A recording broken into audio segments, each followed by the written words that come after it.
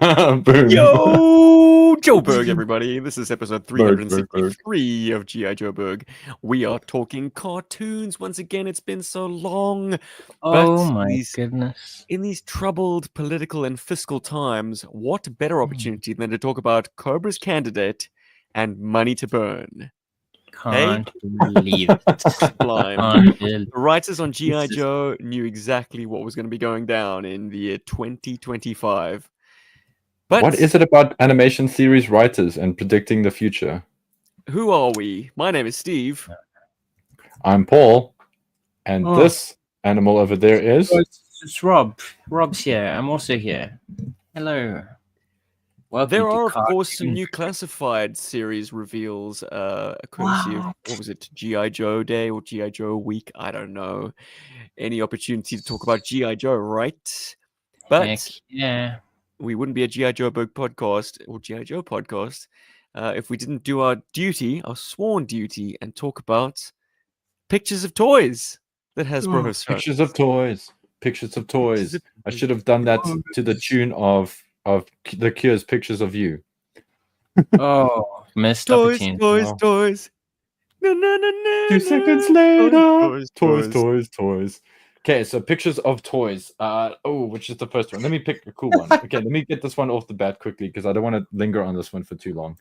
But as you guys may know, some classified announcements were dropped on Hasbro's Twitter or X or whatever the hell they call it these days. What I don't know toys? exactly know, What toys? but That's the Duran I was going for. Yeah. But I like, went what with- did you like? I went with Girls on Film. Yeah, we did Toys Golden Film, on which I'm film. down with. Which I'm like, Toys Yeah. on film. but I am hungry like a wolf for one of these, for two of these releases at least. So let's keep it in the Ooh. Duran theme. So yes, ladies and gentlemen, an Ore Striker, a classified Ore Striker.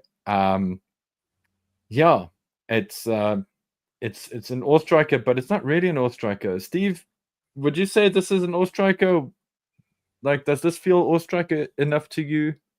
So the render reveal has a third seat in the back, which makes it Mm. more of the light infantry vehicle.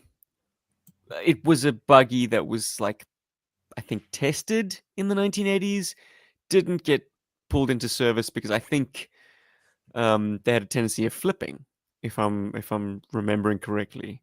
Even with a recoilless gun on the top, these things were not very stable gun platforms. I don't know, probably speaking out of my ass, but they didn't enter into widespread service. In fact, the most sort of military use they got was in Delta Force, if you can recall. The movie. Yeah, the movie, the Chuck Norris movie. Yeah, those bad boys were seen crawling through the desert. Look, I didn't watch the stream.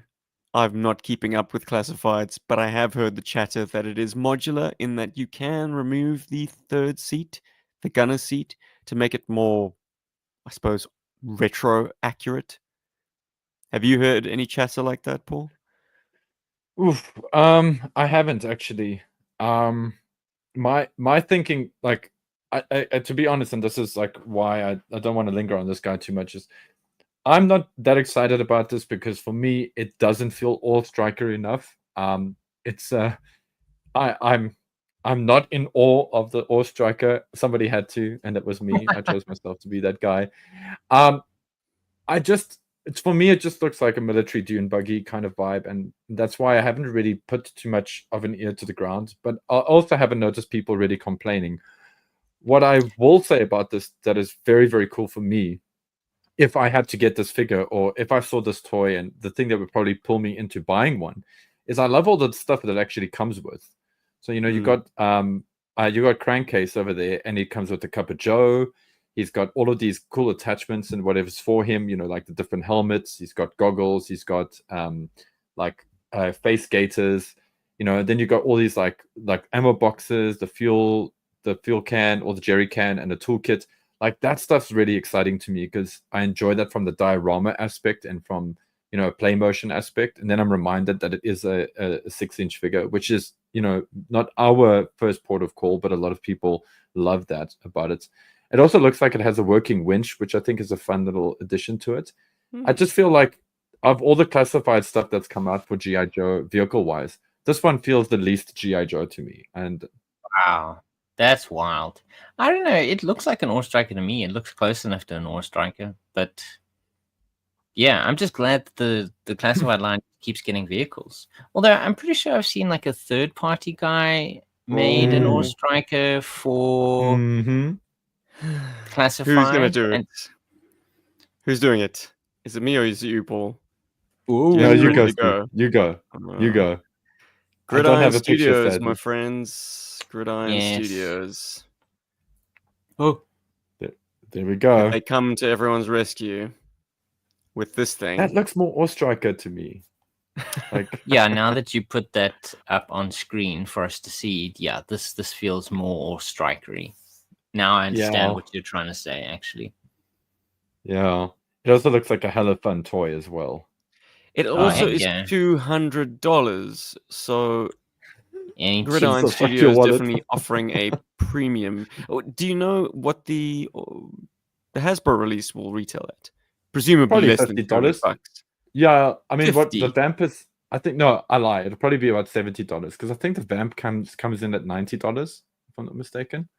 Yeah. Memory serves, or it's then just it'll shy of probably be $100. something similar to that. Yeah, I mean, And it feels more compact. mm, Yeah. Though the tires Yeah. look extremely mongrel. They've done a bang up job of making them look very aggressive.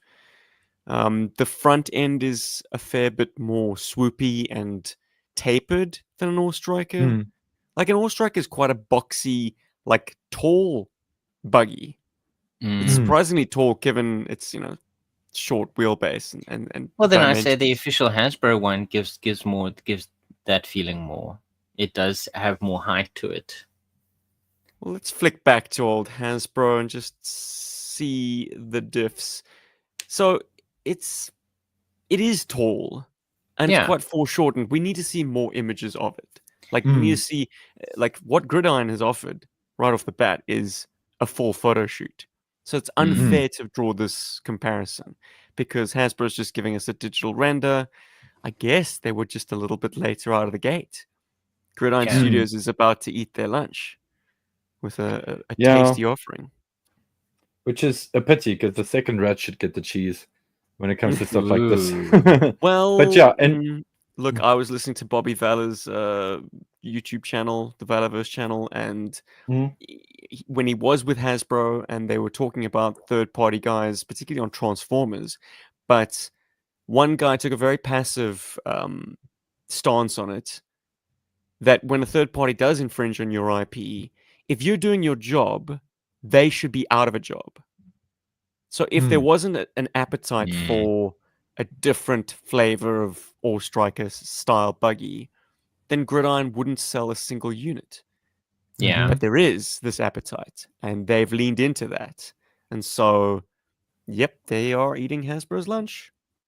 I agree with that. Totally. That was actually a good episode, by the way. That Wonderful episode of stuff. Valaverse. Love the Valaverse channel. So good.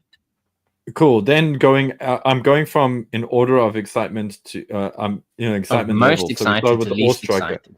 Okay. Yeah, or so you're least most excited to most excited. Least Oh. excited to most excited. So the Other next way one, around. I feel Got it's it. unfair to like lump this guy in here, but okay, shame. The poor Televiper. Oh, poor. So Televipers are great, and I especially love the fact that he comes with the trouble bubble because it's not a character that I think it's a very difficult sell actually, because if you don't have a Terradrome, then having Televipers feels a little bit kind of, I don't know, just you need one to necessitate the purchase of the other. Like, yeah. So and that's the same thing with the trouble bubbles, aka flight pod. So what I do like that they've done here is like, yes, it's a Televiper, but at least we got these alternate heads that have got the Sunbow kind of wording on the visors, like alert and what's that, or what the, So that's cool. That's cool for toy photography and whatever's. Again, it's a nice little nod. They've taken the sort of, and then they've given him the short sleeves as well. So they've taken the diversity angle away from him, because it would be difficult to give him switchable arms, but we do get the animation accurate faces. And if you didn't like purple trim on your backpack, then at least you got silver trim now. So yay, cool. There's a Televiper. So there are people out there who want Televipers. I'm not one who's excited about that, but I'm sure there are people that are. And very this amped. would be presumably on a retro card. Yes, this will be a Right. retro card release. Yeah, another retro card release. I don't know if you guys remember the controversy of maybe a year ago now, where a guy very publicly posted that he doesn't know what to do with the black complexion Televiper head that he got with his trouble bubble, because like that's not how they were depicted in any G.I. Joe media, so I'm just gonna put this in a drawer and forget I have it. And like, Wow. making that statement, like getting on your soapbox and saying that is absurd enough, but like people really climbed into him. At least that guy doesn't have to make those hard decisions anymore. That guy can just settle on a Caucasian white skin tone character. Look, it's 3 times the same head sculpt, just with different print across. Yeah, I was gonna the say lenses. I would have at least hoped that the expression is different, because there are a lot of there's a toy line in Japan called Nendoroids. They're kind of little chibi figures, and they often come with multiple face plates, so you can actually replace the entire face with a completely different expression. I love them. Well, this is it does feel a bit like wasteful. It's like we could have gotten other accessories with them. There's a lot of plastic sunk into alternate heads when, like, a swappable lens. Maybe that would be too fiddly. Look, the track record with removable glasses has been hit or miss on Classified. Some people love them, some people hate them, some people think that they don't fit on nicely.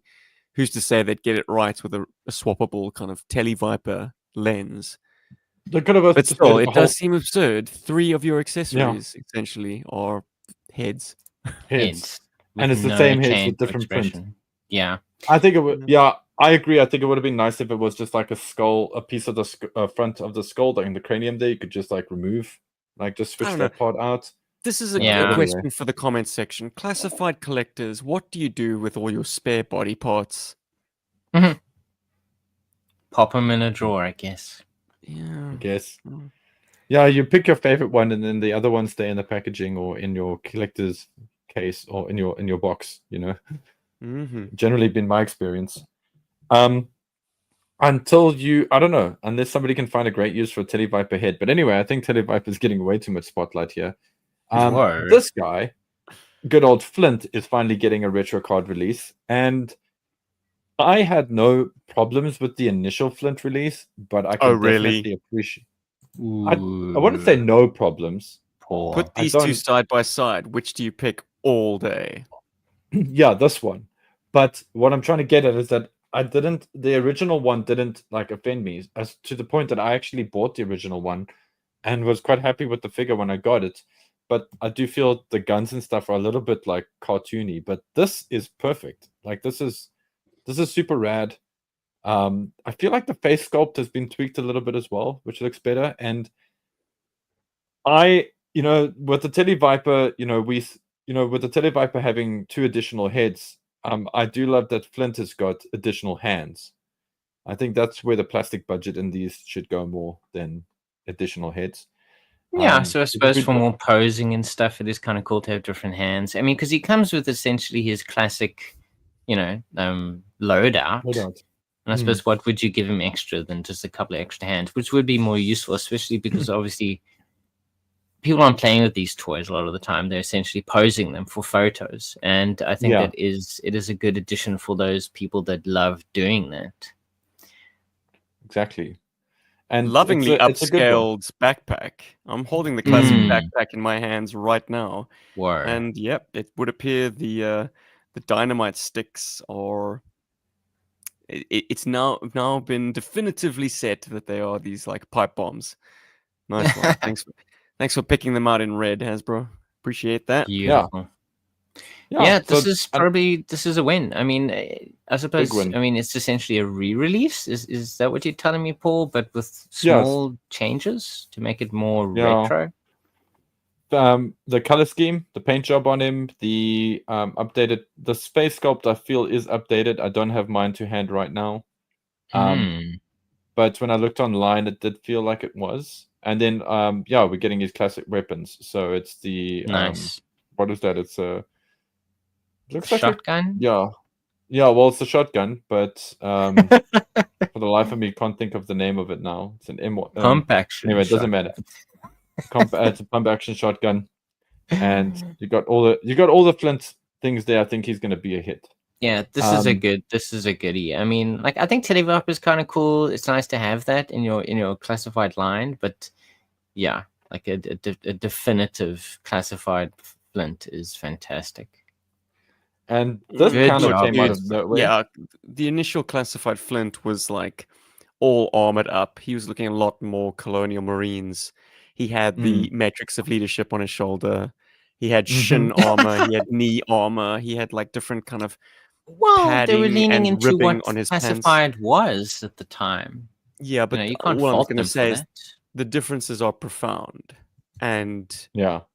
ask, I think 90% of the G.I. Joe collectors out there. Yeah, it's a no-brainer. This continues the long practice of like giving you the inferior version first, and then giving you what you really wanted second. Yeah. Is it really inferior? I don't know. They're not doing that on purpose. They're not like just releasing a figure because they're like, oh, this is trash. We'll one day give them the actual figure they've always wanted.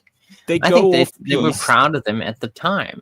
You know, They go off piste and not in a good way. Like someone really thought it was a cool idea to have a break action pump shotgun with the initial Flint, and that's just laughable. Like if you are a gun enthusiast, you are not going to have that gun in your possession for long. It'll get swapped out ASAP. Yeah. But it has got what's the word I'm looking for? It has it's got a found prominence holster in on video its back. games. Oh, So I video think that's games have made the break action a cool thing, like Doom, for example. Then carrying on, continuing with the retro line, we have I think, really amazing rendition of CoverGirl. In fact, Hasbro was like, "Oh, look, Super 7 has done a blonde CoverGirl, so now we got to get in there." Now, I love this because I think this is such a cool. For me, I thought this was quite smart. Whereas, like Steven mentioned earlier, they released the inferior version first and then the superior version later. For me, I feel like with CoverGirl, we're getting the brunette version first, which I really do like a lot, and I'm quite a big fan of. And now we're getting the blonde, sort of animation accurate version of her, which I'm also very happy for. So, and they've done it up really, really well. Like not long blonde hair. Then she's got the version with a trucker cap, and her hair's tied up. Like I enjoy those face sculpts. Comes with an XLMR. She's got some crazy ass. I want to say it's a. Oh, geez, I would love to say it's a Colt, but I can't tell. But it's got some kind of muzzle suppression there or muzzle stabilizer, and then she comes with a wrench and a giant hammer, which is like just perfect. I'm very happy with this CoverGirl. I think they're going in the right direction with it. What do you guys say? Good proportions. I mean, the female figures in the line still always look very good. Definitely the sort of 6-inch line. They've done all the female characters really well. Like she has a holster. I would have preferred a different gun, I guess, but I mean, I suppose because she's meant to be cartoon accurate, she would have to come with the laser rifle. Yep. Although the best accessory would actually be a Wolverine. Like, can we just get one already, Hasbro? Come on. Well, I've got mine on screen at the moment, and your Wolverine. I can't remember. Nice. No, my CoverGirl. I can't remember if this shotgun came with her or not. This might be an Action Force shotgun. But that has been my switch out for her. I mean, the original one came with the tablet, and it's got the same gun as the animation version that's been announced now. And yeah, I'm quite happy with the face sculpt on this.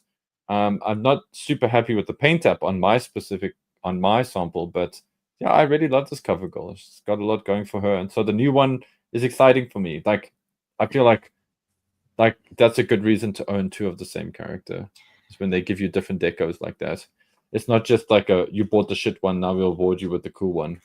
But then you could argue, why did they just do another character from G.I. Joe they haven't done yet? If they got it right the first time. Like, we just argued that, yes, when you do a shitty one like Flint, some people say it's shitty, and you give him a proper retro version, then why redo CoverGirl again?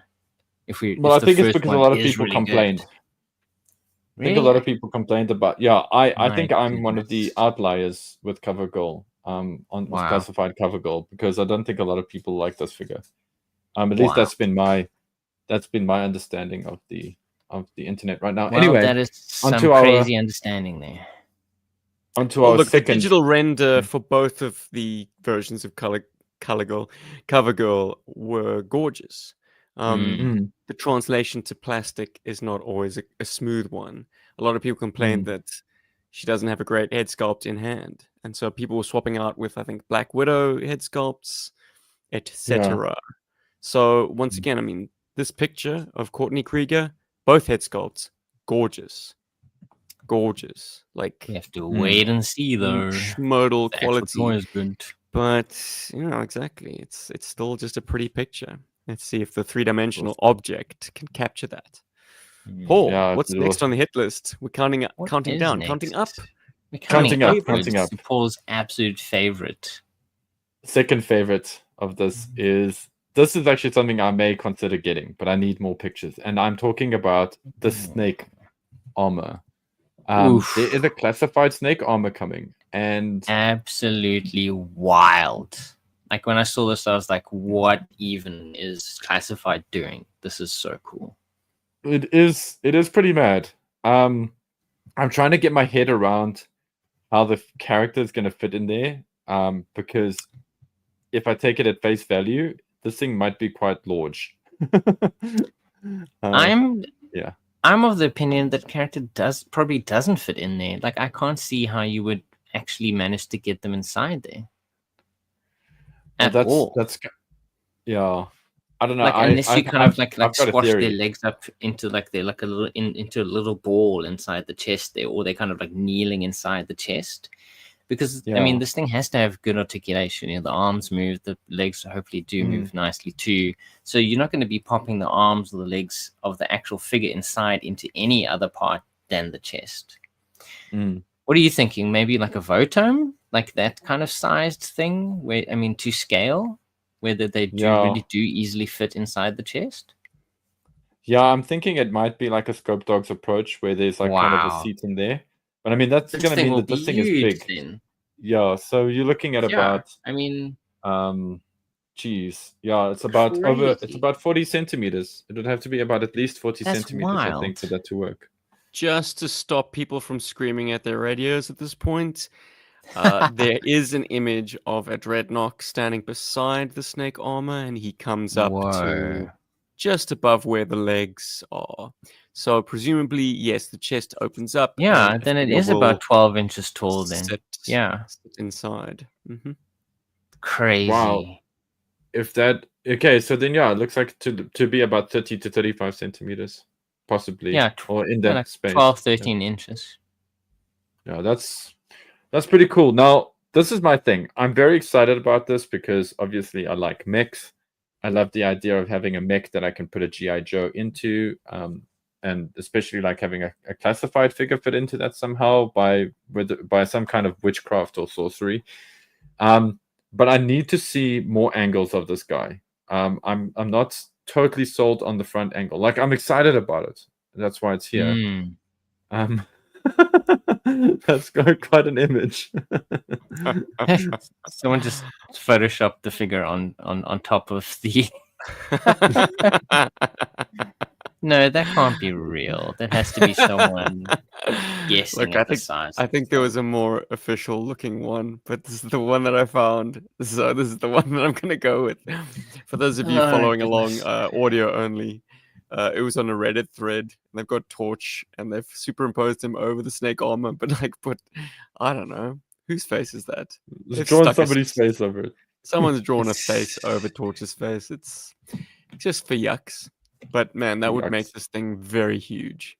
Very, very big. Yeah. Yeah, I mean, I'd imagine this thing would cost as much as the vehicles would, because I mean, it is technically was a one-man vehicle, but it's way bigger than any of the vehicles I think they've put out so far. Yeah, I wonder if this will I break the think it would $100 be- threshold. I think this would go inside a box that would hold a vamp, that kind of size Think so? Maybe. package. Possibly. Look, the vamp Still box is assembly not small. required, possibly. So yeah.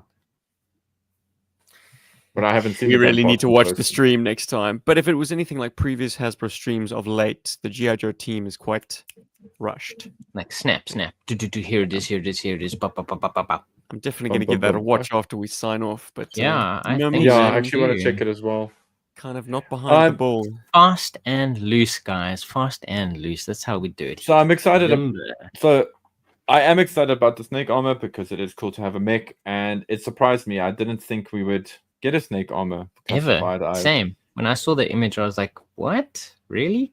This Yeah. is pretty cool.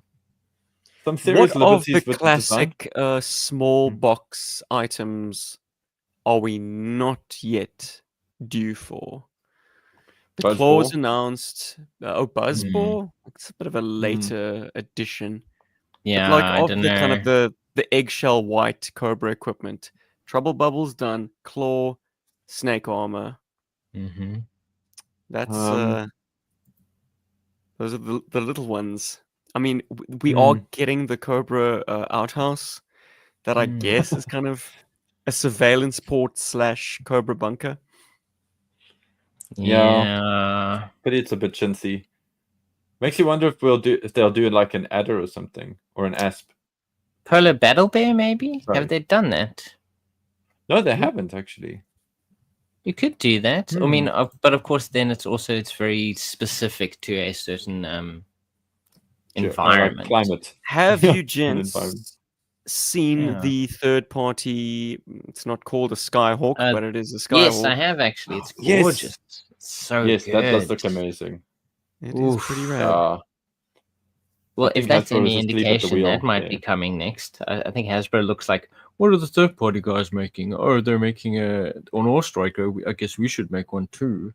Or if Well, they made in the a case Skyhawk. of that third party, I mean, that wasn't Gridiron Studios. I think they were out of China, but China. they were slapped with some kind of cease and desist, and made to make I suppose, all the production stills and imagery of this not Skyhawk have like a different configuration.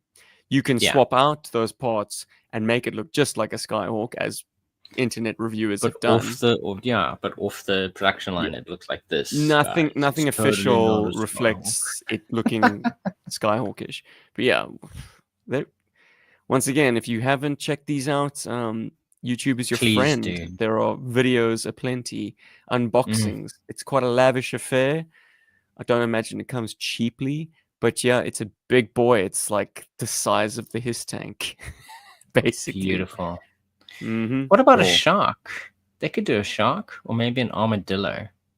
Would people want an armadillo? I They think might. so. I think so. I think, Especially if that's like the only thing you could release retail as a tank. More achievable armor and more kind to your shelf than, say, a Mauler or Mobat, which may or may not be the next HasLab. But like, if you need Joe to get onto the sort of the starting line with armor, an armadillo is your number one, baby. Give it an actual hatch, please. And then it could be a really cool midget tank, mini tank. Incredible. Wiesel. What is your most exciting item, Paul? I think if anyone is au fait with these releases, they would know already. It's coming. Oh, geez. Guys, do it. Slice and Dice. I am so excited for these guys. Like, classified figures are always like a peripheral thing for me, but these two are must-haves for me, like absolute must-haves. I love the characters. I love the vintage toys. I love the modern era version of them. And technically, when I say the modern era version of them, I mean like the red ninja that you could switch out and turn into Slice. I love that. And I love that you could turn what is it that Arashikage Training Dojo Snake Eyes into dice technically. I hope I'm quoting the correct figure here, but man, these two in a big scale like this has got me very excited, and it just puts them up there with my excitement for like Quick Kick and Scarlet and Jinx. I think Classified is very much a ninja line for me. Yeah, but let's get into why. Like, what are they doing right here? So, firstly, you got a hell of a lot of accessories. You just got all the all the ninja weapons. They're just throwing everything at you here. So you got everything from like mantis hooks or hook swords. You got butterfly knives. Oh, it's You've lovely. got It's like I'm looking at Bushido, and that lovely like Yeah. tree of accessories he came with, but they're actually There you painted go. properly. You got some But- very These aren't reuse parts. Like, I don't recognize these things, and I haven't been keeping up as much as I should be. But like, we've had a few ninja characters, more than a few, in the classified line, and like these look like newly minted weapons. Yeah, no, yes. Yeah, no, they do. And That's the thing though. the scarf, Oh. the hats, the masks. The It all looks Kondao. new. Yeah, Whose they've face like is that unmasked head supposed to be? Ooh. I did initially when I was talking to a friend of mine who's also like a GI part of the Berg Force. He asked me the same question, and I initially answered with dice, but I wonder if it's not Slice's face because of the Wow. slice across it. But yeah, dudes, for me the ultimate mask there is I love Slice's alternate head, which is that silver mask. I think it is so cool. It's I'm so down cool, with but that. like for me at least, like it has to be the original. Like that kind of like blank look to him was always just so cool. I agree with you there, Steve. I agree with you there, Rob. Like Slice has got such a distinct kind of look that you don't really want to mess with it.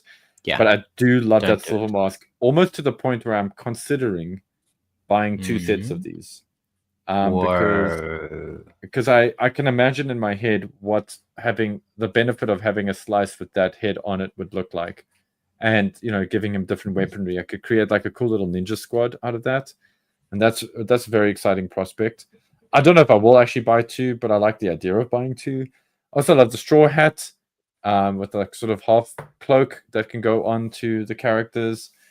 Oh, there's so much going on with this, and different hands. Like having different hands is so great for ninja figures. I Especially wish, ninjas. yeah, like it does bug me when they don't give us extra hands and everything they've got is like this, kung fu grip.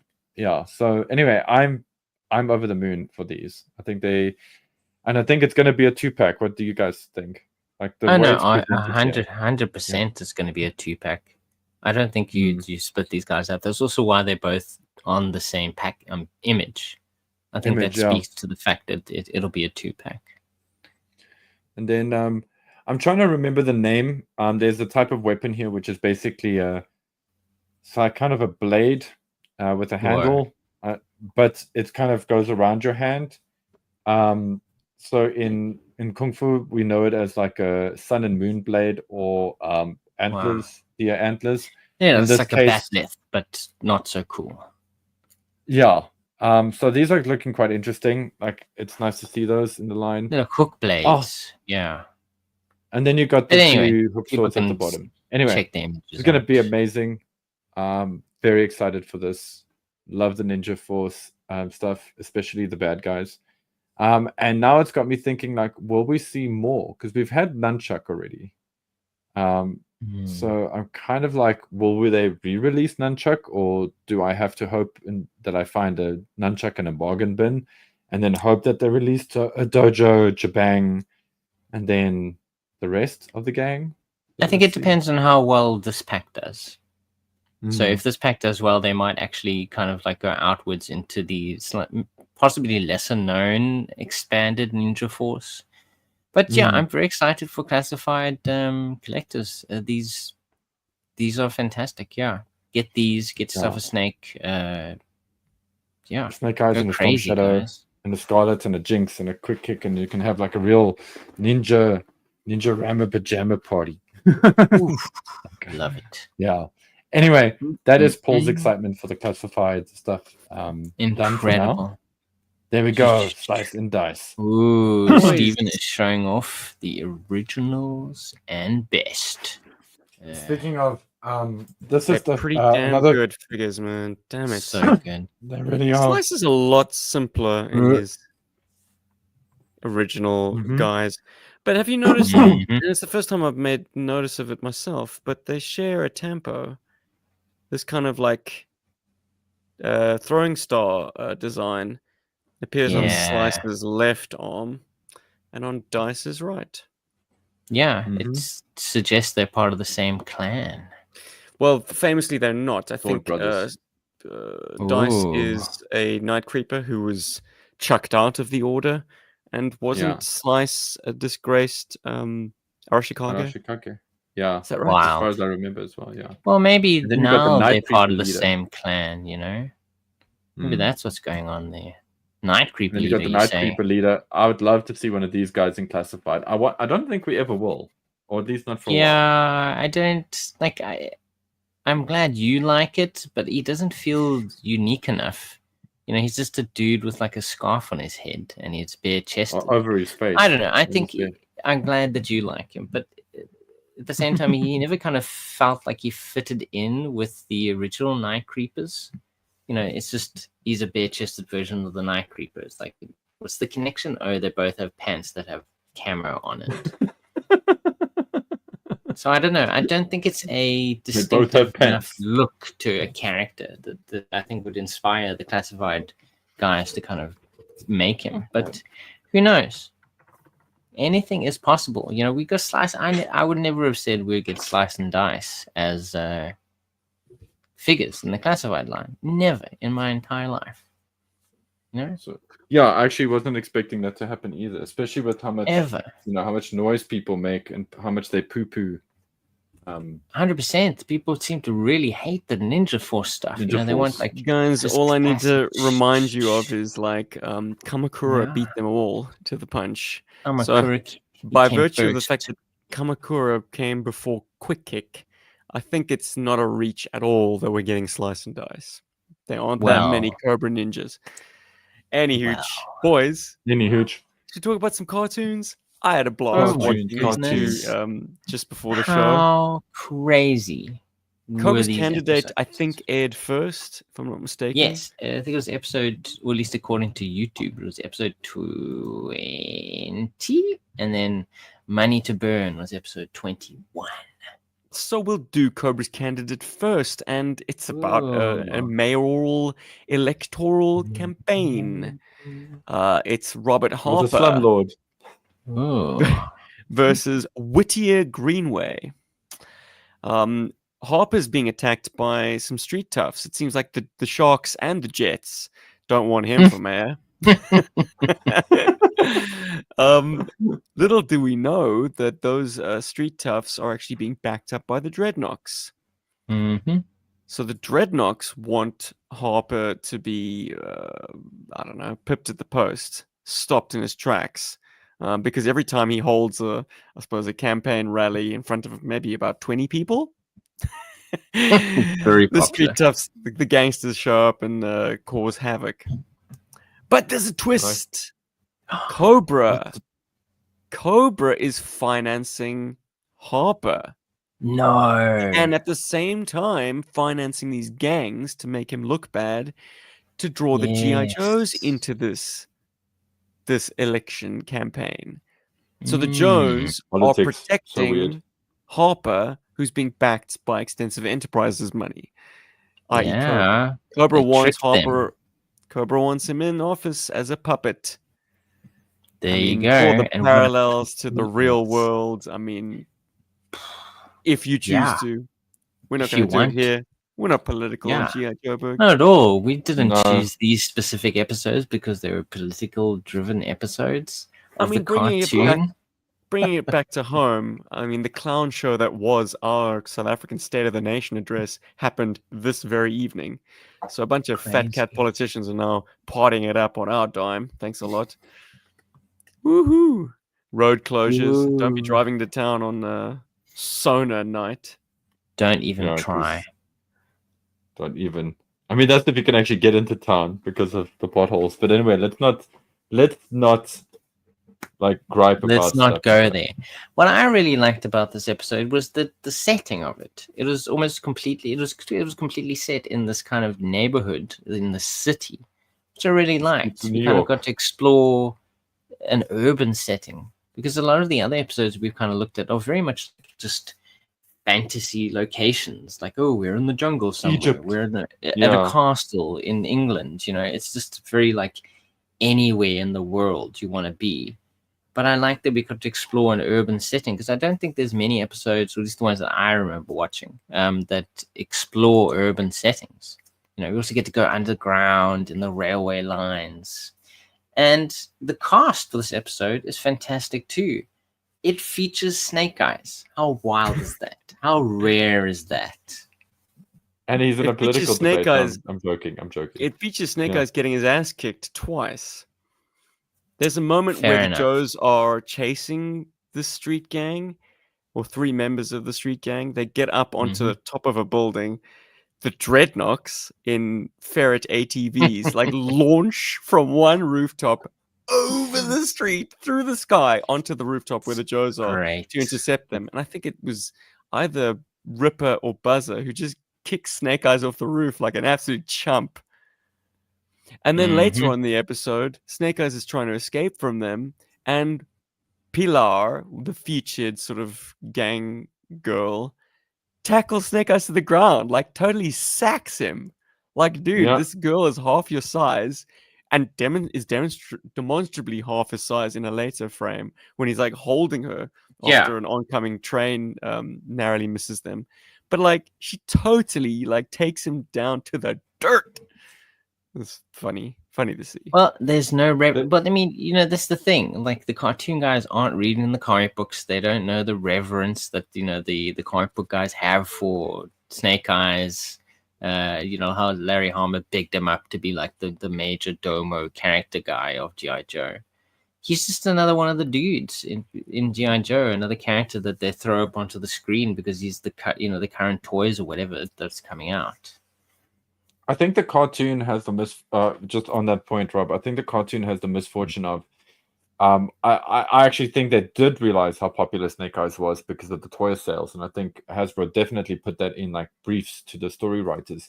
But I think the story writers really had a hard time making Snake Eyes work on screen, and we've mentioned this on a few occasions where we've said like Snake Eyes isn't a character that talks, so it's difficult for viewers to engage with the speechless character. Yeah. And it's difficult for animation writers to make that happen. There's all kinds of union stuff as well behind the scenes, which is like, this actor's got to get lines, and this person's got to get lines. You can't have you can't have shots dominated by people who are not saying anything. It's like it feels like you're snubbing paid actors, So there's like I think there's a whole bunch of shit that goes into it. But the featured cast of this episode is quite unique because it has both of the primary female characters on the Joe team in the same team. Oftentimes you see Duke and Scarlet doing things and Flint and Lady J doing things. But here, it's Lady J and Scarlet. And of that initial team, they're the only two that get off without being captured. Zap gets captured, Spirit gets captured, Snake Eyes gets captured, the two pets get captured. The girls have to save the day. That's right. And my favorite line of dialogue in the whole shebang, and there are a few zingers, but like they're shimmying up Extensive Enterprises building. And Scarlet says, these cords are never long enough, because she's like having to fire one and then they go up and then they go up to a different level and they fire again. Now, the reason I like that line so much is because it almost points a finger at Spider-Man comics and Batman comics, where like a character will just fire a grapple gun off frame, and like 3 miles later it'll hit a gargoyle and then off our character swings. Like, there's never any kind of cost to using grapple hooks or web lines. Like, here you have the Joes like shit, this is taking forever. We got to like just fire our line, shimmy up, fire another one, Yeah, keep going. that's great. You can also Yeah. imagine it being a meta narrative towards the toys as well. When like Sure, the 'cause you cords only as get- well are just can only be so long because it's a toy. So you're only going to go as far as like not even 4 times the figure's height.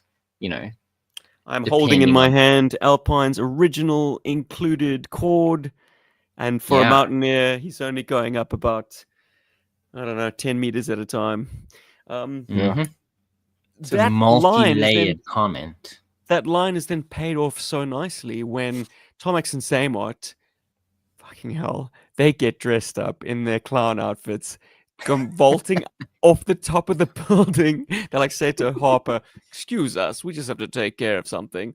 They get changed laboriously, then the most ear-splitting crazy scream as they jump through the sky to kick Scarlet and Lady J off the roof. Scarlet saves herself with some acrobatics. Lady J is falling for what must be like 5 minutes, and then she's like, "Oh, there's that initial chord, that first chord that Scarlet left behind. Okay, I've got that one," and saves herself that way. She should have So- grabbed one of those flagpoles that they had all over the God, building in yes. one of the Well, previous. I think that was one of their little tricks. They kind of extend those.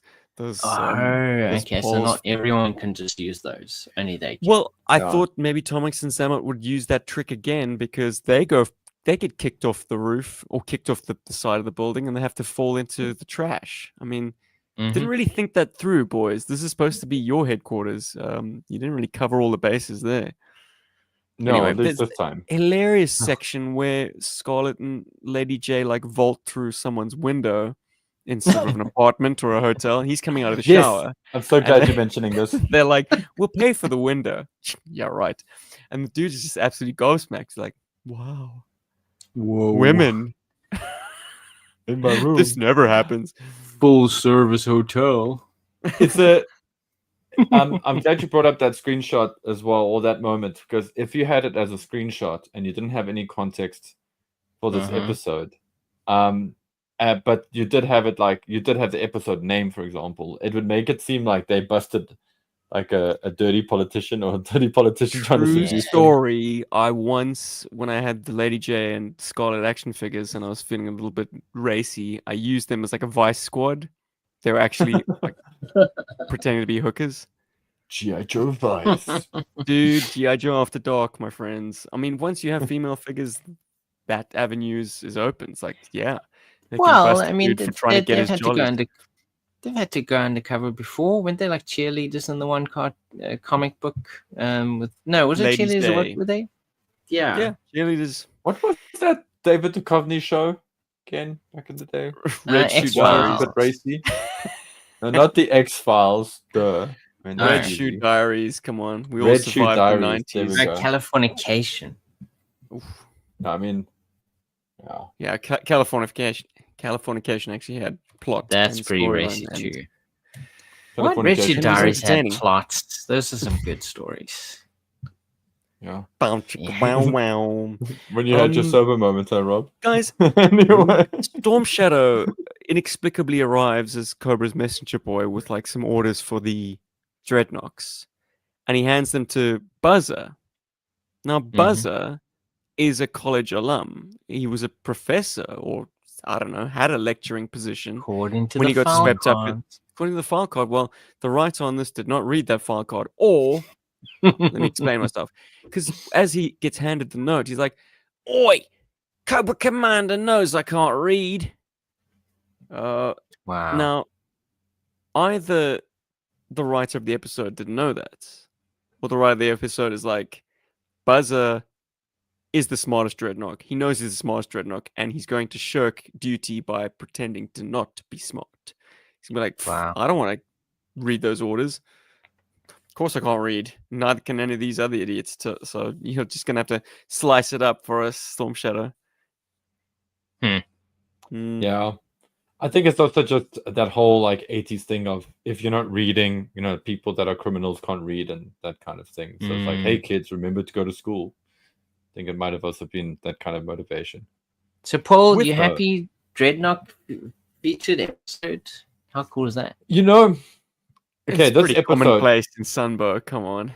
yeah, the dreadnoughts, the dreadnoughts are pretty common. I will say this though, when I got the box set, and I originally watched this episode, and I was not enamored with this episode. I remember like Ooh. being kind of like, oh, this is one of those you have to like sort of push through, because I didn't love the whole idea of like GI Joe being pitted against Cobra with the whole political thing like kind of attached to it. It's only on like subsequent rewatches throughout the entire series that I realized this is actually quite clever, and maybe a little bit too clever for its own good in that time, and also kind of a little ballsy. I'm surprised that this actually aired, but I know that as a kid I would have been bored to tears with this. I would have been like, oh, politicians, whatever's, But it is a clever episode, and it does have some.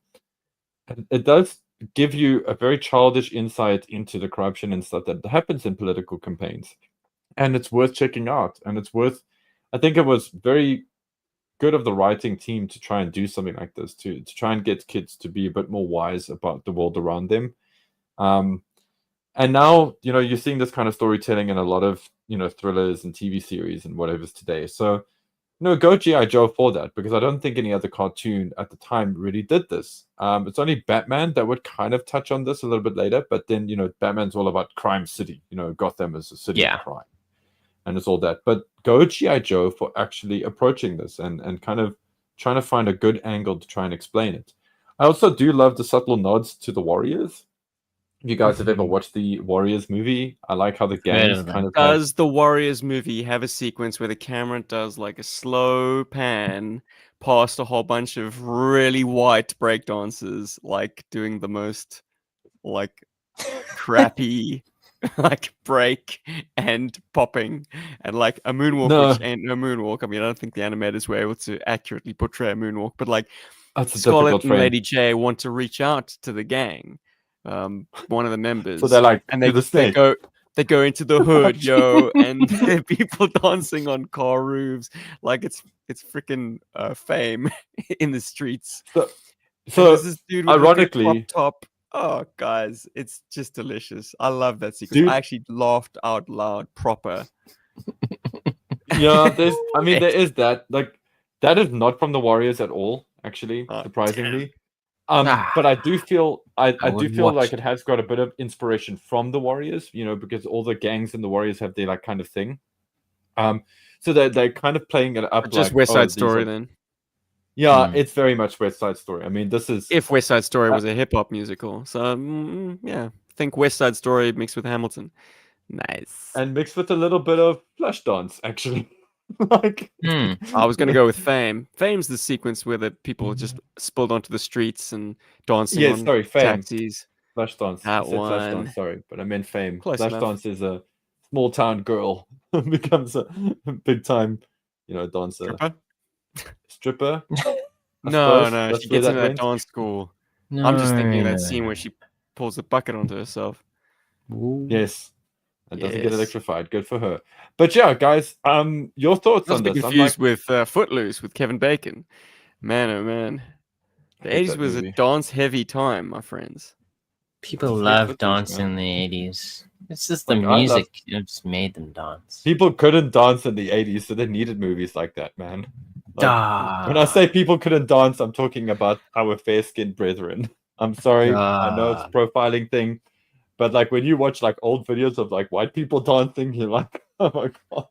But getting back to like this being quite a subversive episode, I think they aimed a little too low. Why is Cobra contesting this mayoral election? A mayor wields, in the grand scheme of things, very little actual power. Like, why is this not a presidential race?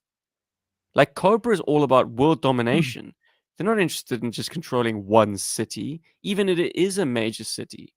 You want to control the United States, at the very least. So, why aren't they backing a president-elect? I think it's a hard sell. Well, when you put it like that, it is kind of small stakes compared to other episodes. Because I mean, like, whereas I enjoyed that this was a very focused episode on like a very small stakes level, and it's about like kind of set in a city. for the cartoon, it's actually very small stakes. Usually, you'd find them jetting across the world to kind of like solve the problems that they're kind of encountering on a week by week basis. I'm So surprised the it's mayor quite an wasn't a anomaly, robot. actually. Mm. Hmm? No, you'd be surprised because the mayor's not even a robot or something. You know what I mean? Yeah, there's It's all nothing very human. supernatural going on here. I like the fact that Yeah. it is so grounded, but it is true. It's like why wouldn't they have chosen a president of some fictional country that that they want to kind of take over? But then also, I mean, maybe they just wanted it to be kind of like more closer to home. It's just like this is within the home country, I guess, of G.I. Joe. And like they're kind of taking it over like piece by piece because G.I. Joe would be too like vigilant, for people trying to take over the entire country where they're based. Yeah, I guess the writer wanted to focus on this gang, Mm. under the thumb of the man. Yeah, they were very much the tighten the main focus. characters. I mean, especially when they kind of jailed like half the team. It's like suddenly the G.I. Joes weren't half You guys even in notice there. So. how much they pushed in on that Crimson Guardsman's eyes, even in long shot. Like they gave a Crimson Guardsman character through his lens. Like Yeah, it that was wasn't just blacked great. out. You could see, like when I think was it Timber or was it Spirits? Someone grabs his rifle through the bars, and even in long shot, you see surprise. None of the other Crimson Guardsmen get that. I've kind of never seen her from treatment. I can think of, and I think Snake Eyes throws him against a wall at some point. I think they Yeah, kind yeah. of like go in on his face, and you actually see the eyes beneath there. Yeah, I feel like this is a more grounded episode compared to basically any other episode of the cartoon that I've watched.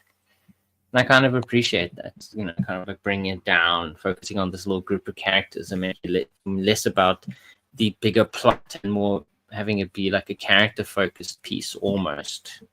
But yeah, I can see where Paul's coming from as well. It's like it would be kind of boring to watch this as a kid. It's like, where's the explosions? Where's the fun stuff going on? It really is the an episode laugh you out kind of have loud to watch. moments before we dust this older. episode. Like Scarlet and Lady J, in order to meet with Pilar, surrender their weapons to a child, which is boneheaded. They should be court-martialed for that.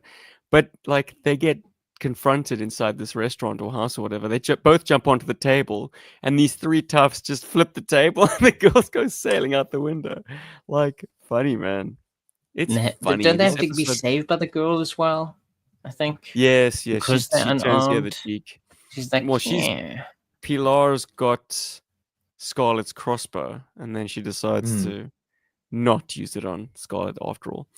Guys, we have another cartoon episode to talk about. We have another one. Dun, dun, dun. Which is unfortunate because I hardly paid attention in this one. I was so blown away by Cobra's candidate. When I was like, this guy with the hat on and the child. What is Cobra trying to do? Are we Money back to burn. business as is the usual. episode. Well, seems Tomax and Zaymot are sponsoring people to Back at loot it again. and heist. They're giving cash away, like it's going out of fashion, for goods, movables, diamonds, jewels, gold, etc. Some dude drives up in looks like a cash in transit vehicle, and he almost kills them. Like, was this part of the plan that he drives into Tomax and Zaymot, they vault over, and he's like, wow, it's amazing working for you guys. Like, Tomax and Zaymot should have wasted this dude on the spot. But they're like, let's load up our goods, yes, and drive it back to Extensive Enterprises.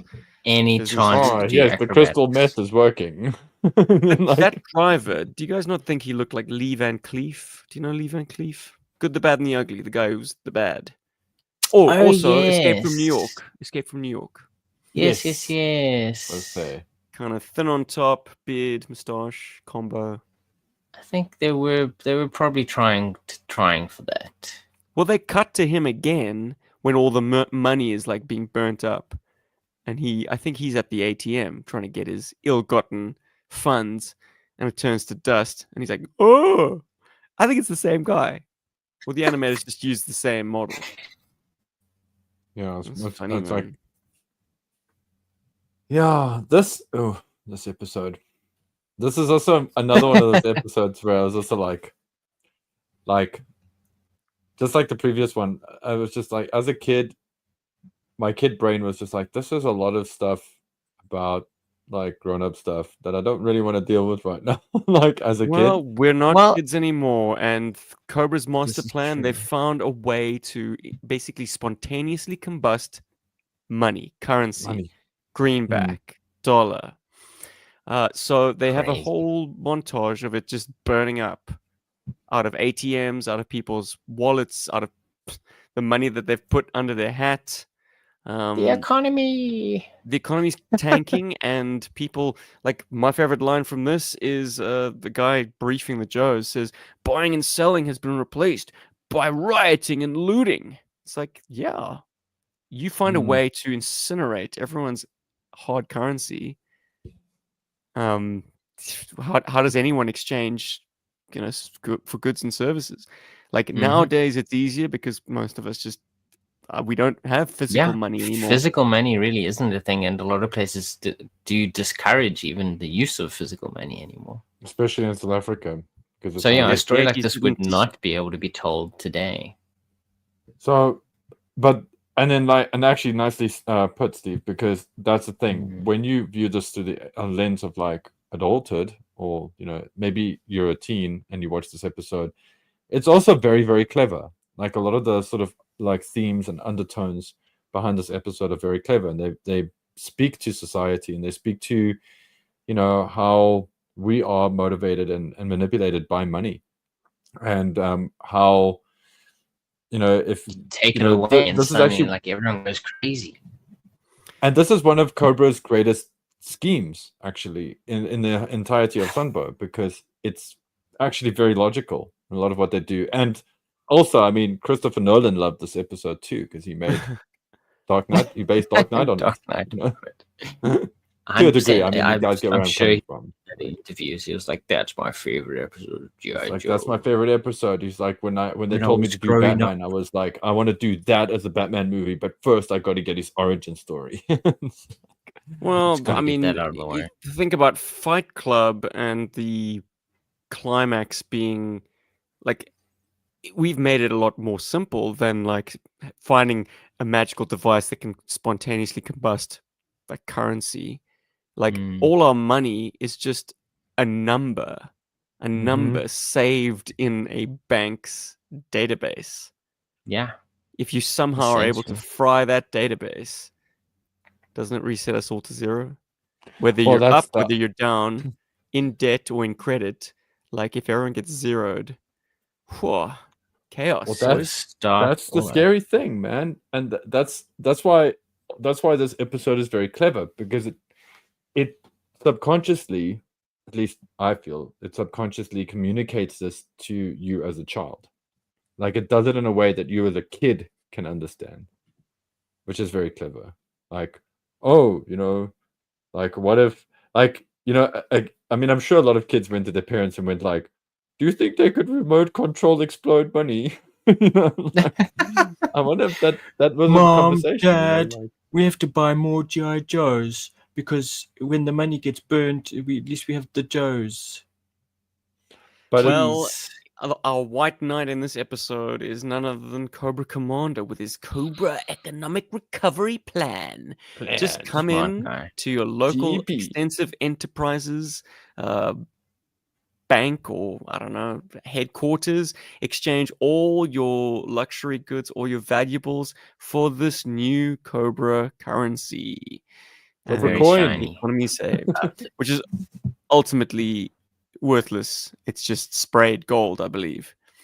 It's really just an alloy. It's the worth that the people place upon Viewing it, it, which is yep. interesting because we live in a world now where. That's but it's exactly always how been money like this. works. Obviously, we place our own value on stuff, but we have literally invented fake money. In The all of point these that I want to bitcoins. draw from this, though, Rob, the point that I want to draw from this is like Flint is like, we've got our lead. We're going to extensive enterprises. Now, is it just me, or is it like hugely convenient that G.I. Joe constantly forgets the connection between EE and Cobra Command? Like they've established that Tomix and Zaymot and Extensive Enterprises are the financiers of Cobra. Come on, like this is. Do they keep? I don't know. Men in Black neuralizing themselves like. Swoosh. Innocent till proven guilty. There's no Yes, evidence yes. that there's a connection there. You know, Well, like reasonable doubt. Tomix and Zaymot do some legalese mumbo jumbo and say like, we're just helping a client. You know, this is perfectly legal. yeah, that's the thing. Unless they're doing something actually out and out terrorist-ish, there's nothing much the GI Joe team can do. Really, they're a military unit that's set up to combat Cobra specifically and terrorism in general. They're not set up to take out business people. Wow. There's some And great again, It is one-liners in weird, this though. episode.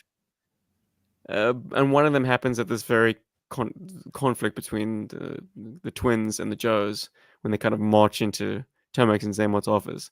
Like, the twins are going on about, yes, we're doing the best we can in these troubled times. Roadblock leans in and he says, yeah, I'm going to trouble your face into pasta. Like, what?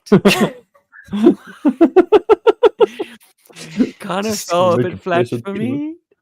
Yeah, There's Couldn't another make it moment like it was rhyme. great where until the pasta thing. Yeah. Lady J kicks the one twin and the other one goes down, and then you don't see this often in the cartoon series or anything for that matter, like mugs into camera and she says, looks like I just got a double play. Like, break the fourth wall, yo. Oh, Wow, man. because it's cool that you bring that up as well, because again, this episode is so like kind of subversive, and it's really trying to teach like the viewer, or is trying to communicate to the viewer about like how this works and why like guys like Tomax and Zaymot are to a greater or lesser degree kind of immune to a lot of things in the law, and how that is so crazy. And then having Lady J actually speak to us, like breaking the fourth wall and speaking to us that way, is kind of, to me, it's a signal that like, listen, we are talking to you. And I know this sounds like really, really out there, but there are some writers out there who love doing this kind of thing when they create any like shows and whatever. And I'm sure this particular writer had like, it's a real bug up his ass or her ass with the 1%ers or the Wall Street yuppies or whatever the hell it is, and wanted to like stick it to the man with this episode. Because But it's wild to me that back-to-back episodes are not like, okay, this is kind of fantastical to a degree, you know, kind of like money burning remotely, and it does end with kind of very stereotypical battle, you know, at the end of the episode. But Silver it's Mirage, interesting that baby. near the end of this, you know, 20 episodes in, suddenly they're trying out different things. They're kind of letting the writers not just do the typical you know, world domination plot. It's kind of a lot more grounded. it's scary that. It's weird. It's interesting, you know. And then you kind of You know who I watch the next you know I series. think it's You gonna know, yeah. Mm. No, sorry, Rob, carry on, man. I was just getting no. I was excited. just gonna then suddenly you go what to Deke, or the next animation team, and it's like it's back to Saturday morning cartoons. Pew, You pew, know, pew, for the bonk, bonk, most bonk. part. Yeah. It's wild. You know who's gonna love this episode? Is Cooch. Cooch is gonna love this Yeah. episode, and he's gonna love the other one that we did. We should actually This like episode, send him a I message. think, more than any other, is the direct influence for Super 7's Tomex and Zaymot 2-pack. I'm talking about Oh, the Reaction the one Plus, with the suit. because you do see them take their Yeah. The briefcase. outfits out of the briefcases or put them back in. And put them I don't back know, this is- in. They put them back in, definitely. and then you see the wardrobe, and it's like, oh, now we'll be dressed. So it's like they're standing naked. Wasn't there someone else in the office with them at that point? Yes. So Yeah, an they old literally lady. take their clothes off, they put them in the briefcase, and they go to the wardrobe while this woman's kind of just like chilling in the office with them. That's such a trope. They That's are such a weird trope in such the 80s. coke schnaufing, like American Psycho, yuppie trope. Less than That is what zero. Tomex and Zaymot are. And They don't there's care. an animation moment which I mean, if my eyes weren't playing tricks on me, I'm so loving this.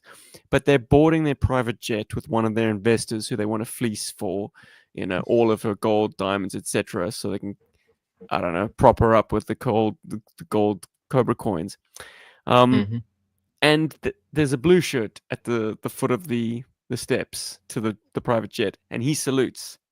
It may or may not be a Joe in disguise, but both Tomax and Zaymot, I think, do finger guns, and it's amazing. Yuppie They're like, scum. one walks past and he does the finger gun, and then I'm like, did I just see what I thought I just saw? And the other one does it too, and I'm like, yes, they Damn. totally do. Such I just schmucks. imagine like every time a blue shirt does the Cobra salute, they're like, yeah, They just do brother. that to them. Yeah, Yeah. Like, make the money, So baby. cool. yeah, dude. Oh, jeez. What a but- jubilant episode. And it does deliver on the action stakes because Cobra's got Mhm. this like hidden base underneath a holographic mountain. Yeah. Ripcord, Crazy Loon, jumps out of his Sky Striker and actually, like, he could have pulled his parachute and, like, just in case that he was actually going to hit the mountainside, like, he'd No. have a soft landing. But this crazy fucker, like, he free falls right through the hologram. None of the other Joes who follow him do that. They all pull their chutes long Not going to before they pull go my through. ripcord. Ripcord doesn't pull his own ripcord. Not happening. Dude, it's insane. There's a snow serpent on the roof of the building. Yes. Cobra. Thank He's you. got his skis on. Why has he got his skis on the roof? There's no snow. Because he can't afford coke, so he's Because- probably doing some very bad E or something. Because the toy comes with them. So you have to picture him with him. Otherwise, you won't know what the toy is. I don't Who's know. the- Maybe they're who's that guy? filming. They were filming like a ski video. Like he's gonna drop in Maybe. from this domed roof. He's like, guys, Or maybe this is gonna it's be awesome. Like a Yeah. precursor to Jackass. Sick. Oh, it's like that Ooh. core video that recently came out, and you got the skiing guy. And he's like Avalanche. in the sun Ah, with these could skis be. on. You saw that, Maybe guys. that's I'm what sure it you did. is. Yeah, Yeah. I checked. Maybe it's a situation like that. Maybe they were like mandated to like put a snow serpent in the episode or Gotta some be shit. in there. Like, You it could have can't been not that. Have a It could have been snow like a mandate situation. that said, make sure you have these characters in and the snow Mhm. serpents. And they were like, we'll stick them on the roof. Whatever. You know, He's like, in just there, remind you that guys. this is absurd. Guys. Interesting trope. Oh, sorry. An interesting Ah. trope. Is Card playing. okay. The card playing, yeah, that's some Casino Royale shit going on there. I just want to say, like in Karate Kid 2, the bad guy in Karate Kid 2, he's always like forever in like a tub smoking a stogie, and his assistant is this older lady that like keeps telling him like, oh, this is happening and that's happening. And he also just gets like out of the tub and he's all like, hey, check my balls. Yeah, so what's today's meeting kind of vibe, you know what I mean? And like that's such a thing that they did here. And I think Karate Kid 2 is probably around the same time that this was released, or maybe it happened just before, because that was kind of a trope. We saw that a lot in like, yeah, that's about it. I think it is 85 because Karate Kid is 82, if I'm not mistaken, 82 or 84. So Karate Kid 2 was go with quite close 84. after that. But we Yeah. can do this right now. You could definitely do it right now. But there We'll were do so it. many films of that same era. where the- 1984. Karate There Kid we 2 was go. 1986. There we go. Okay, so Uh-oh. maybe it was a trope thing. Maybe that was like this, like, how do you show that you're a rich white yuppie in the 80s? And you're like, Yeah. well, you have a boss while your assistant is there, telling you your That's meeting, how giving you you your do meeting it. notes. Uh-huh. Like, what a boss. And of course, they Um, can't, I don't know, embarrass you if you get out of the tub and you're not looking, proud. Yeah, Yeah, so exactly. good. Yeah. Yeah. Now there are some poker sequences which are absolute delights. Like when all the money's burning up, the Joes happen to be playing a cash game of poker, and it's Ace, obviously. It's Ripcord. Mhm. It's Roadblock. It's Thunder, who has his monocle animated with him at all times, it seems. even when he's manhandling Tomex and Zaymot's personal assistant. It's my turn, and he picks her up. Anyways, Good getting back to the attention poker to game. detail. Wonderful, but now great zingers being hurled all over the show, but there is one gripe that I have, and I've only just kind of looked this up now. It kind of pinged for me at the time. I'm not the most avid poker player, but in the final scene, Ace, he's got the winning hand. He's got a flush, which is, all 5 cards of the same suit. And Ripcore's like, yeah. slow down, Ace. Read him and weep, partner. And then he turns over his cards, and he's got a full house, which is 3 of one card and 2 of another. And 2 of another. Yeah. So I think he has 3 aces and 2 kings. Now, correct me if I'm wrong, because the internet does think that I'm right. But a flush, any assortment of cards that all are the same suit, beats a full house any day. Regardless of whether it's, aces over kings, whatever. Although, doesn't a royal flush beat a flush? Well, a royal, well, obviously a royal flush would, but that's Yeah, ace so to that's the only 10. thing that trumps that, I think. So, yeah. I believe so. Anyway. Unfortunately, I'm a big poker player. Listen, People in the comments, what do you Yeah. think? Is Steve got it wrong? yeah, tell us, because Is the show wrong? Are they I fooling? managed to bluff myself through every poker game I've ever played because I don't know the rules. Crazy. Of all the money making sports out there that you get, blackjack I know how to play, which means I invariably never win. And poker I don't know how to play, and I've actually managed to walk away from a table with 200 rand at a pub. Wow. Yeah, That's pretty good. I snow job that shit, dude. Crazy. Yeah, it's right for kids. They got time to go gambling. They got time to go gamble. I suppose they do have money to burn. But now, why make such a glaring mistake? I mean, clearly the writers could have researched that and gotten that right. I mean, surely somebody in that office was like, "What the hell?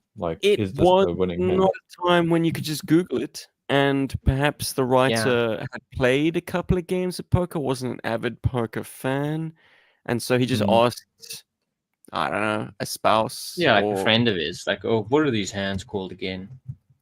and no one contradicted him How at does the it time. go down? Yeah, look, I mean, who's to say?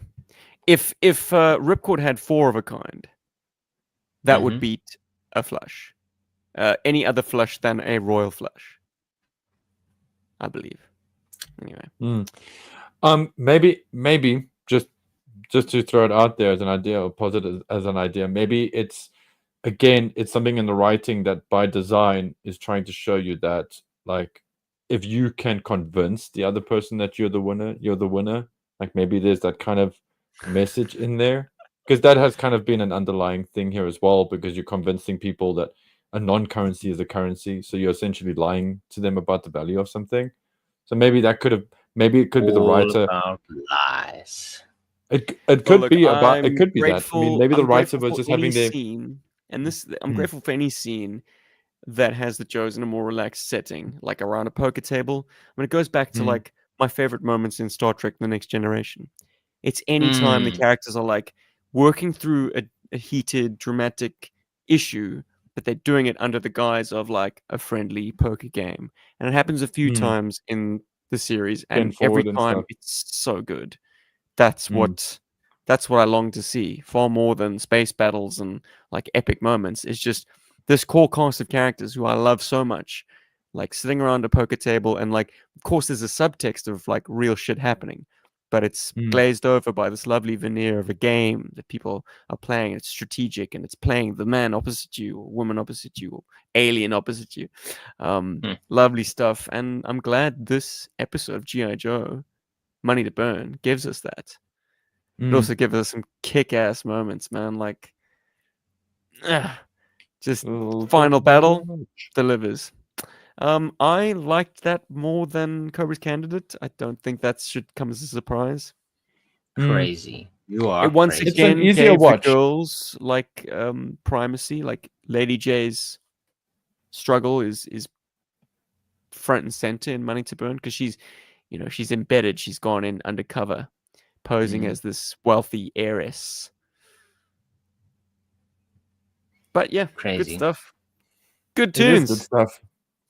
There are, Can't believe like- Good show. 2 goodies in a row.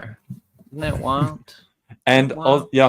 and once again, just like showing that GI Joe has this interesting power in its storytelling, has whether it be the legs, comic you know? book or the cartoon, and has a way of, getting under the skin, managing to sneak past, to like The senses, giving us the actual senses, or beyond just I would say King Arthur's just managing to sword sneak past the with a usual ghost. cartoon tropes, of big bad guy, big red rocket, kind of thing. It's managed to be quite clever with that. Mm. In fact, Red Rocket's Yeah. glare has also got a great, like also one of those stories that is also about like, hey, Word. person, don't get like ramshackled, don't get like, I'm saying ramshackled, but actually the word I'm looking for is like, just don't get screwed over. Don't Hoodwinked. get Slam jangled. hoodwinked. Thank you.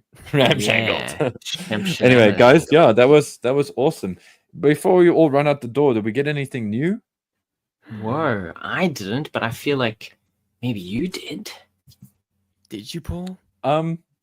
Guys, am I lame when I do this? So I know that I've kind of got a feeling that people know that I got the Reaction Plus figures because we've just done the cover goal. I did a cover goal, like You I spoke about the cover goal.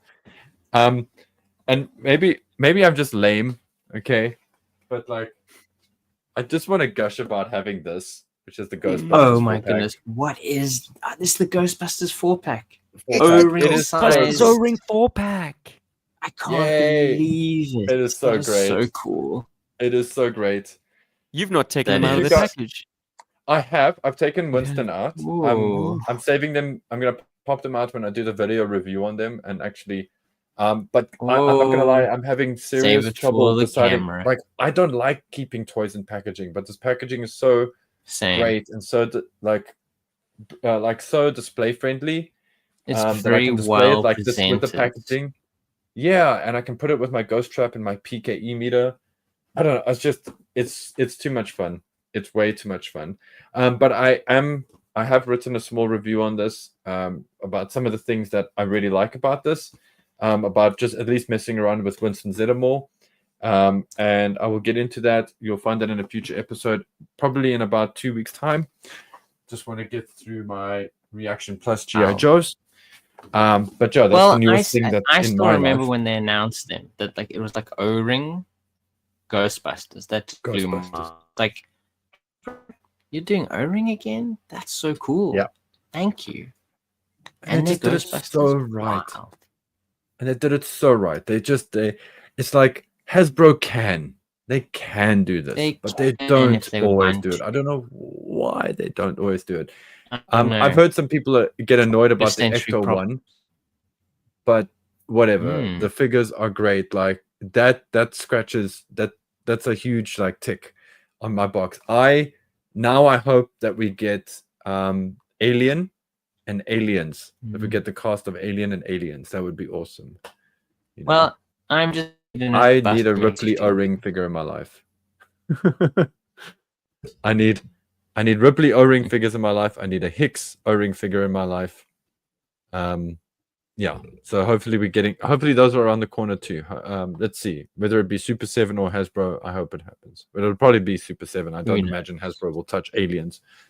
Anyway, enough about that, guys. I'm excited. Some cool O-ring stuff happening. And these sexy people on the screen, our patron supporters, our Berg Force members. Guys, thank you so much for your awesome support. You guys definitely help make the show easier to do. You help us get figures here to talk about, like I just spoke about now. You help us keep all of you. you help us Thank you. like use the best streaming platform at the moment, the best streaming platform at the moment. So thank you for that. And yeah, Wonderful. and guys, please don't forget there's also a YouTube membership as well. Stephen does daily vlogs on there, or almost daily vlogs on there. So check that out as well. Slow your roll, dude. Regular. Weekly. weekly. regular. For me, it's just because like they kind of just always Hourly. there, so it always feels daily for me. He does one But every yeah, Steven does those vlogs on the YouTube thing, so they're also really cool to check out. So if you guys can spare a So dime, cool. jump into there as well. And yeah, as always, thank you for your support and thank you for loving GI Joe book. Dudes, in Money to Burn, there's a moment Mhm. where Alpine and Roadblock are under fire, and Alpine says, "Roadblock, we can't hold up much longer." And then the camera pushes in on Roadblock. He says, "Oh, relax." And then there's a big pause, and it pushes in even more, and it pushes even more, even more. And then he says, "This can't last more than a couple of weeks." It is the most eggy punchline. I mean, what? That's the best you can come up with? This can't last more than a couple of weeks. Like, it's not funny. It's not funny. Anyway, sometimes the humor But it's in falls situ, I flat. funny. think it's It's so that- absurd. It's funny because it falls flat, is, I guess, Yeah. the takeaway. Boys, I've enjoyed this episode. I hope everyone listening to it out in there in listener land enjoyed it as well. We will see you in 7 short days. Awesome. Dun, dun, G.I. dun. Joeberg, we're here to stay. Are we the longest running G.I. Joe podcast in the universe? Who Maybe. knows? Definitely the one Can't I have- enjoy doing the most. On that Wow. bombshell, Yojo Berg. Berg. Berg, Berg, Berg, Berg, Berg, Berg, Berg, Berg, Berg, Berg, Berg, Cover Girl.